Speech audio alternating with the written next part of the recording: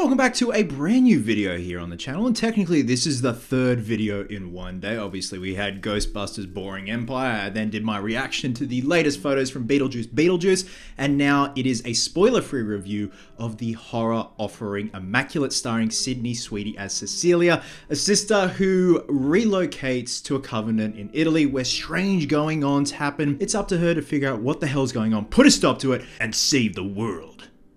Well, not really, but she's got to sort shit out, do a bit of Scooby-Dooing, and just figure out what the hell's going on with all these strange goings-on. So, English. Now, first and foremost, this film was not on my radar at all until I went and saw Imaginary, the trailer for Immaculate played, and the irony of it, I had more fun watching the trailer for Immaculate than I did watching Imaginary, even though I think the trailer for Immaculate gave a bit too much away and they showed a bit too much.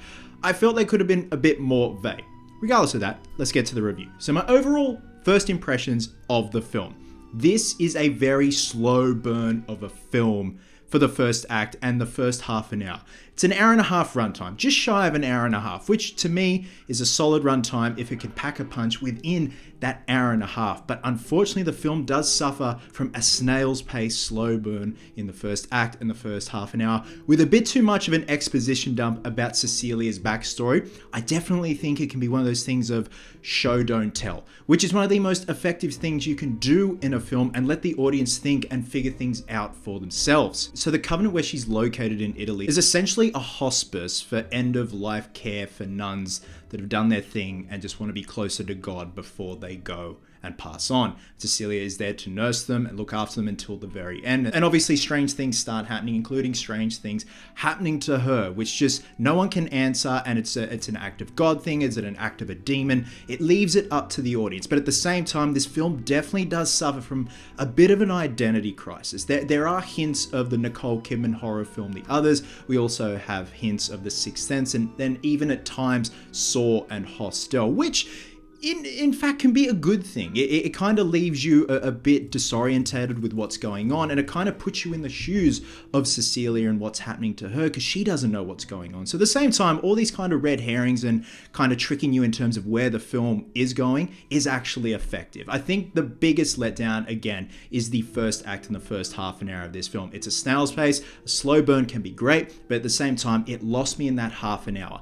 However, in the last hour and the third act of the film, when the going gets going, we find out what's happening. Even though the payoff wasn't effective, it's the last shot of the film that I would pay admission for to see this film. I originally was lost, and I thought this film is going nowhere. I don't know what to think of it. It just seems all over the place. But again, once the going gets going and we have this final shot of the film that is all in one take and really solidifies how much of a damn good performer Sweeney is. I know it sounds like I'm blowing smoke, but I feel like if she's ever gonna have her show reel in full, she just needs this one particular shot from the end of the film. It's the very last shot, it's done in one take, it is all on her, and you hear something going on off screen. So it's all with the sound design, all on Sweeney, her performance, and quite frankly, and this does not happen to me very often with a film, it upset me, it affected me, and quite frankly, disturbed me, made me want to go home and hug my dog very tight. The color grading in this film too is a bit of an enigma. Like, you're in a pitch black cinema